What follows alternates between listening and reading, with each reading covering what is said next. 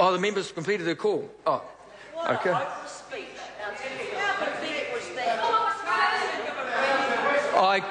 I call the honourable member Andrew Williams. Well, thank you, Mr. Speaker. Thank you, Mr. Speaker. And isn't it revealing? Isn't it revealing where this national government plays its endless tune to the populace of New Zealand about openness, about transparency and about accountable government? And isn't it interesting that this House has been subject to a disgraceful example? Order. I have a member on my left and a member on my right who are interjecting when they don't have the floor. If they want to make a speech, they can do so next time.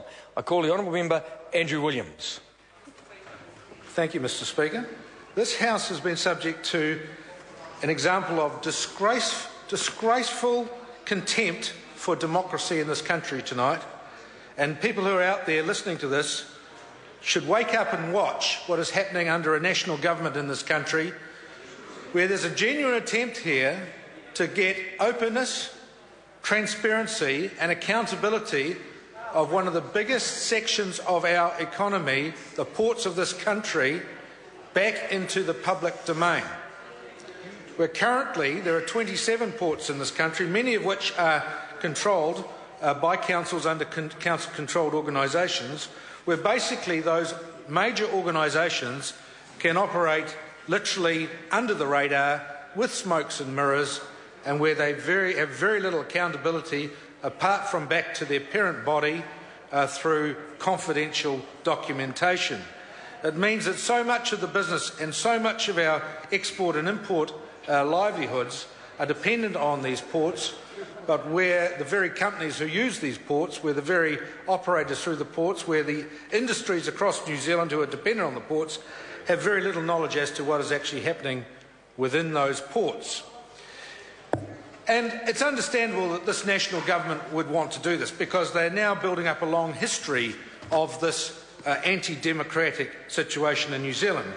And it's very much a Dr. Jekyll and Mr. Hyde situation. In this case, it's a Dr. Jekyll Smith. I was about to say that. It's a Dr. Jekyll Smith and Mr. Rodney Hyde situation here, because between the two of them, they helped orchestrate this with the assistance of the puppeteer, Mr. John Key.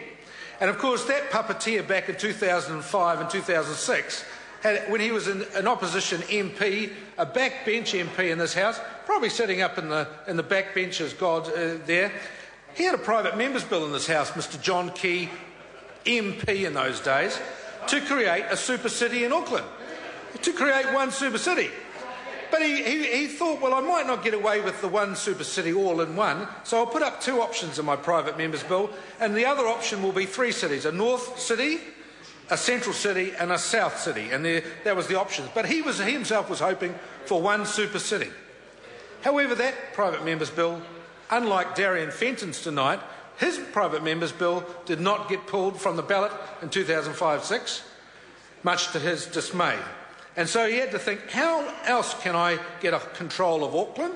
How else can I get a control of the ports? How else can I get control of the water, the sewerage, the transport, the waterfront, much of the facilities, the building? You find a four guy. So he found Mr. Hyde, Mr. Rodney Hyde, the guy in the yellow jacket, and he sent him out on a mission. And Mr. Hyde came to see all the mayors of Auckland and said, I don't actually know what I'm doing. He sort of sat in a mayoral meeting with 6 or 7 mayors and said to us, I don't really know what I'm doing. I'm relying on you, the mayors, to tell me what I'm doing in Auckland, but we're going to put this together into one city. Please cooperate with me. We're working our way through it. We're finding things out as we go, and we're going to create this. So they created the one city. And part of that one city was to put some of the entities of the city, not some of them, but the majority of the entities, under council-controlled operations, one of which is the Ports of Auckland. And as a result, that entity can operate basically without public scrutiny.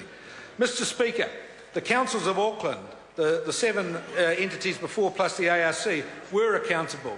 We had open transparency. We had to give out the information. It was subject to the Local Government Information Act, and it was constantly sought by the public, constantly sought by the media, constantly sought by all sorts of stakeholders, and it was provided. and it was provided in most cases, unless it was so sensitive an information that it would compromise perhaps a commercial deal going through. But most times it was. However, under this situation, basically, most of the business of the port is kept to behind closed doors and is not obtainable. That's not acceptable. That does not provide well for a competitive economy. It doesn't ensure that they are, in fact, as efficient as they should be. And, Mr Speaker, we will be supporting this New Zealand First because we are after open, accountable governance, not smokes and mirrors. I call the honourable member Maggie Barry. I oppose this bill, Mr Speaker. Thank you. Point of order, the Right Honourable Winston Peters. That was by far her best speech as well. Mr Speaker. Order. I seek leave. Order. I've already said once tonight that when there's a point of order on the floor, it's to be terse and to the point, and it's to be heard in silence. Courtesy is contagious. I call the Right Honourable Winston Peters. Thank you very much, Mr Speaker. I seek leave to table a list of documents obtained from the Gisborne district that would be subject to this bill, including Bioplas Limited, Gisborne Holdings Limited with 2 annual reports and 4 GHL statements of intent, Tau Whareparai Farms Limited, or TFL, with 3 TFL annual reports as part of that disclosure. Thank you. Is there any objection to that course of action being taken? Yes. There is. Mr. Speaker. I call the honourable member